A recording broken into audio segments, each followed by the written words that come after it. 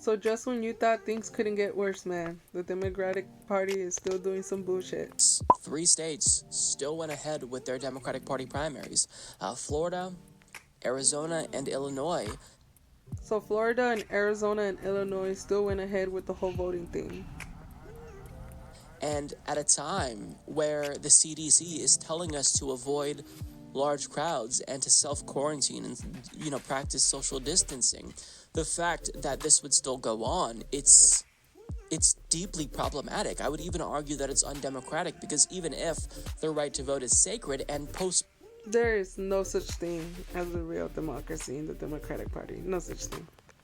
postponing any election in and of itself, it makes me feel. Just imagine all the people that got infected just to go vote in those states, and the people that were hired to assist those people in the voting polls. That's messed up.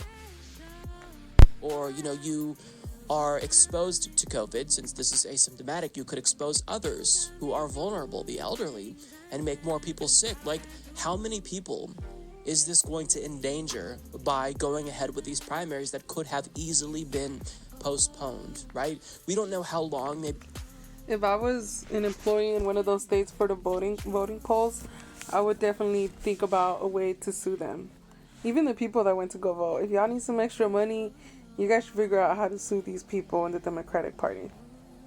I think it's the Democratic National Committee, the person in charge of that.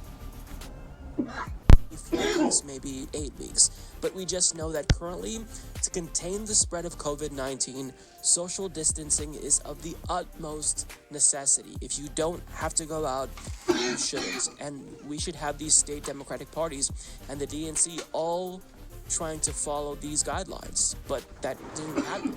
The opposite happened. Look at this tweet from James Packard. He shared this video of a line of people waiting to vote in Chicago, Illinois, and it obviously had more than 200 people. They weren't standing far enough from each other. Do you guys see all those people? That shit is crazy, man. You know they got infected. And this is at a time when they're being told to avoid crowds with more than 10 people. Abshir Omar shared this video of people waiting to vote at the Thurgood Marshall Public Library. And they're waiting around 2 hours to vote. This is mostly elderly people. And then he also shared this. There was no ventilation in that building, you guys. None. Like, okay, there was some, but like, you could barely breathe in there. So that means that the air was infected with coronavirus more. That's what I'm thinking. Photo of people waiting to vote in a poorly ventilated basement at Gage Park. And he pointed out that the line here, you're waiting a little more than an hour, but people are just choosing to go home because. How much you guys want to bet? How much you guys want to bet that Trump is going to use this, like how the Democratic Party got people to go vote for them and stuff during the coronavirus pandemic, as a way to say, you know what, you guys should vote for me because I wouldn't do that to you guys, what they will, and that kind of stuff.